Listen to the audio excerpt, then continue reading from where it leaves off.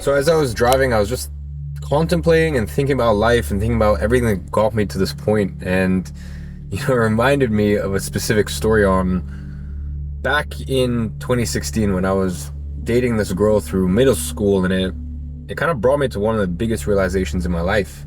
It was 2016. Back then I was living in London and I had my first ever girlfriend. And back then I thought she was the love of my life. I mean, you guys know what that first love feels like. And now here's what happens. It's in the middle of our relationship and she basically finds out she has to move back to the US with her parents. And we both loved each other and thought our relationship was gonna last the test of time. But as young and in love as I wasn't stupid. I knew that her moving back to the US was pretty much the deathbed of our relationship. Basically, today was my girlfriend's last day in London. She moved back. So that's just something I'm warning you about right now. For one simple reason, we would never be able to see each other again because I knew that I just simply couldn't afford to go see the very person that I loved. I was simply not in any financial position to see this girl and pay for tickets to fly out once a week or every 2 weeks or once a month or even once every 2 months. And I vividly remember the last time that we met. I traveled to New York to see her for the last time. I spent $600 on this Norwegian Airlines economy ticket. It was pretty much all the money I had back then. And I remember on the plane back, I was crying, and then I landed back in London. I was crying for another few weeks. I'd never felt anything like that before. But the bitterness I felt, it wasn't just about the heartbreak. It's hard to explain. Like, do you know the thing that really fucked me up? It wasn't actually the heartbreak itself. It was realizing just how powerless I was. It was one of those situations where you both wanted something, but you couldn't have it simply because life had other plans for you. And there was nothing you could do about it, no matter how much you wanted things to go differently, because I simply had no control over that situation.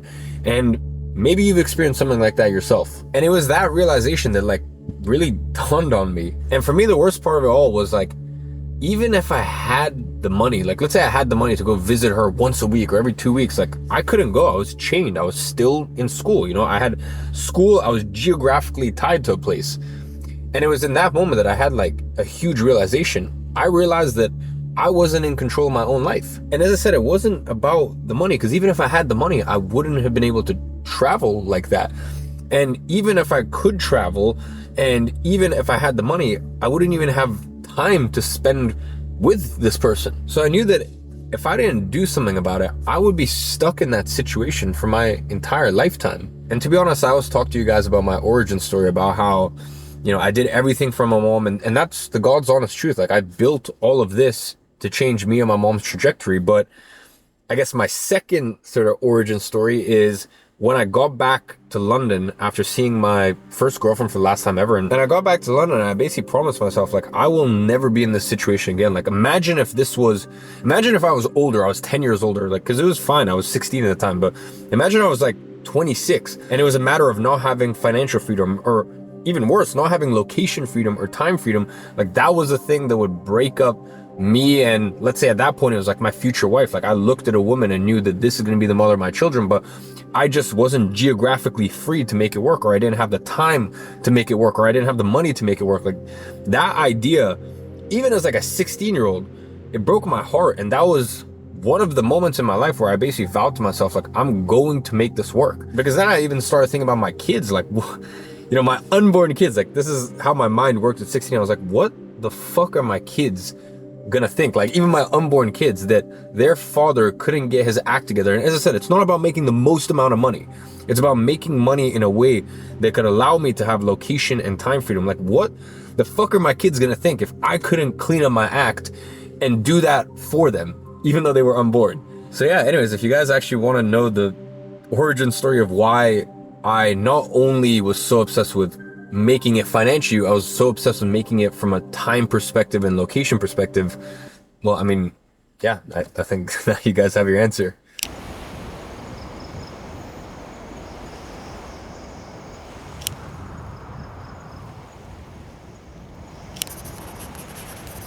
And listen, I know that a lot of you guys might look at me and think that I've just always had things figured out, that, things have always been in control. And I'll be honest with you, it wasn't always like this. I'm talking to you now about some of these lessons I had to learn the hard way, so that way, at least, I don't know, maybe this speeds up your process somewhat. I had dreams, I had huge ambitions, and I had this burning desire to change things. I wanted to create my own path, but you know what? For a long time, I wasn't in control of much. There was this gnawing feeling inside of me, a sense that I was trapped in a cycle that I didn't choose. And if you've watched this video this far, I know that you feel it too, or you felt it. It's that quiet, persistent feeling that there's more to life than what you're currently living, but you can't quite put a finger on what's missing. I've got some good news for you though. It's not just you that's been feeling it. All of us have. And history has shown us time and time again that individuals, societies, and even nations have fallen into the same trap of believing that they were in control when they simply weren't. I mean, think about it. In the last 20,000 years of human history, countless lives have been lived, and each one of them had its own battle for control. Most of what we're going through today, it isn't new. People have felt this exact same struggle before. Now, of course, the context might be different, but the actual feeling is the same. And the key to understanding how to reclaim control lies in understanding those stories. Now, one story that amazes me when it comes to this topic is the story of the Titanic. I mean, here was this insane ship, this giant ship, a marvel of human ingenuity at the time. It was hailed as unsinkable, an unstoppable force that represented luxury, security, and technological advancement. Everyone on that ship believed that they were at the pinnacle of safety. They felt pretty much invincible, much like many of us do today with our steady jobs and our secure routines. But we all know what happened. In the middle of the Atlantic, it struck an iceberg, and the ship began to sink. Now, here's the part that gets me every time. As the ship was going down, the orchestra on board kept playing. Why? Because they had no control over what was happening. They were facing the inevitable. And at that moment, every passenger on that ship realized just how powerless they truly were. The illusion of control shattered in an instant. Now, when I first heard this story, I thought, that's not about the Titanic, that's about all of us. We go around building our comforts, feeling this false sense of safety, thinking that we're steering the ship. Then something hits us, a crisis, a realization, and suddenly we hear the orchestra playing. It's a sign that things are spiraling and that we're not as in control as we thought. Now, in my life, I can tell you for a fact that I've definitely had my own Titanic moments. Definitely one of the first times growing up that it hit me was watching my mom come home from work exhausted. She worked a bunch of different jobs when I was growing up. She used to work as a receptionist for NHS, which for any of you guys in the UK know, that's like the public healthcare service, and that is a grueling job because people are in a lot of pain and they want their free healthcare ASAP, and being a receptionist is just, you deal with a lot of verbal abuse. She worked as a receptionist at one point. She worked a retail job at Harrods, which has definitely been a full circle moment, her working retail to us now being private clients of the penthouse, which you have to get invited to once you spend a certain amount at Harrods and go through this whole process. But I just remember how exhausted she would be coming home from work every day. She was doing everything she could to keep our lives afloat, but I was just going through the motions. My ship, which was my family, basically me and my mom, was sinking, and the background noise of school, of teenage life, was the orchestra playing. And all I was doing was standing there knowing how much I lacked control over my own destiny. Now, just knowing that isn't enough, and it wasn't enough. Knowing about this is not enough. When you hear that song, you have to take action. Otherwise, you too will keep sinking. The orchestra playing is not a warning. It is a moment of choice. And you're the one who has to choose between either do I keep sinking or am I finally going to take control to avoid hitting an iceberg? Are you finally going to take back control, or are you just going to keep pretending that everything's going to be fine while you keep slowly sinking? And listen, to be honest, that's what I want this video to be for you. I want it to be a wake-up call, because the truth is the orchestra in your life has been playing for quite a while now as well. And you know this yourself. You don't need me to come here and pretend to you that I'm telling you this big untold secret. You're smart enough to notice this yourself, and you probably have. The problem is you just prefer to pretend that nothing is going to happen, that there's no iceberg in the water. So let me tell you the cold, hard, plain truth here, in case you need to hear it. This ocean is full of icebergs, and not just for you, for all of us. And if you don't start steering your ship and just letting destiny take care of it, well, you already know what destiny had planned for the Titanic. So start now by recognizing it. Then dare to act on it, because if you're not careful, you're gonna fall back into the same trap of blaming your situation, your circumstances, and the people around you and go right back to sleep. And listen, I don't want that for you. Think about it. I'm sure you feel like you're constantly seeking permission. Every decision you make has to go through someone else, whether it's your boss, your teachers, or your parents. It's like you're living in a cage with these invisible bars, always waiting for someone else to open the door. And let's be honest, most of the time, we tell ourselves we're just being responsible. So let me tell you a twisted secret here.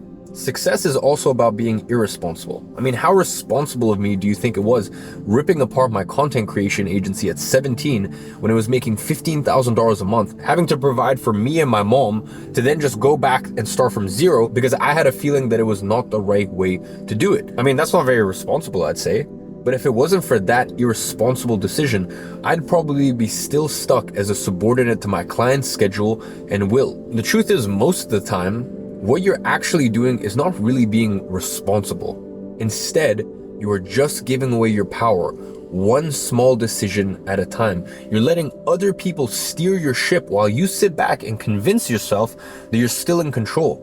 And here's another sign that the orchestra is playing in your life. That constant feeling of being busy, but not actually moving forward. You fill your days with tasks, meetings, and endless to-do lists, but at the end of it all, you don't feel any closer to your dreams. It's like running on a treadmill. You're exerting all of this effort, but the scenery never changes. And that's what happens when you're not the one setting the direction of your life. You end up expending energy just to stay in the same place. And let's not forget the most obvious indicator, your inability to make spontaneous decisions. Remember what I talked to you guys at the beginning of this video? How I couldn't suddenly decide to travel to America at any point to see my girlfriend, which led to this eventual breakup. And it wasn't only just because of the money, but also because of everything that was tying me back down geographically to London, school, all of my other responsibilities. And that made me realize that I wasn't in control of my own life. But here's the part that gives me hope and should give you hope as well. Even if your personal ship has hit its iceberg, even if the orchestra has been playing for a while, you still have time. You see, unlike the Titanic, you're not stranded in the middle of an ocean with no lifeboats around. You have options, but only if you are willing to seize them. So listen, if you're feeling that urge to reclaim what's rightfully yours, but you just don't know where to start, then listen closely. From October 21st to the 28th, I'm going to be hosting an event called Digital Sovereignty. And everything that I talked about in this video, I've given you guys the broad concepts, but in this event, I'm going to give you the nitty-gritty step-by-step. Because as you can tell, I'm so passionate about this topic. This event, it's designed specifically for those who are tired of playing the passenger in their own lives. This event is going to be 4 Netflix-style episodes where I'm going to share exactly how you can reclaim ownership of your life. And the best part is, it is 100% free. This isn't about money. It's about you taking the first real step towards sovereignty. So if you're serious, if you're ready to turn off that orchestra and grab the wheel, you can sign up using the link below and you can still register for free. Now listen, while you wait for that event, I want to challenge you to start now. Start listening to the orchestra in your life, because I guarantee you it's there. And listening is only the first step. Action comes right after. Listen, just like when you're having a drink with your friends and you're at a loud bar and eventually it just gets so loud that you become numb, you become used to it. I want you to identify that noise and then find that exit door and just leave. Take a deep breath and realize that the loud noise was killing your ears and not letting you think straight. And yeah, you might feel discomfort when you try to make that decision. It's the dread that creeps in when you think about your future. It's that gut-wrenching feeling when you realize another day has passed and you're no closer to where you want to be. But that is your call to adventure. This is your moment to reclaim the sovereignty of your life. And no, it's not going to be easy. You're going to face doubts, fears, and pushback. But remember, the only thing more terrifying than stepping into the unknown is staying exactly where you are. So, listen to that music. Identify where the orchestra is playing in your life, because once you hear it, I guarantee that you will never unhear it. And that is when the real adventure begins. And don't be afraid, because as always, I'm watching from afar, and I'm rooting for you.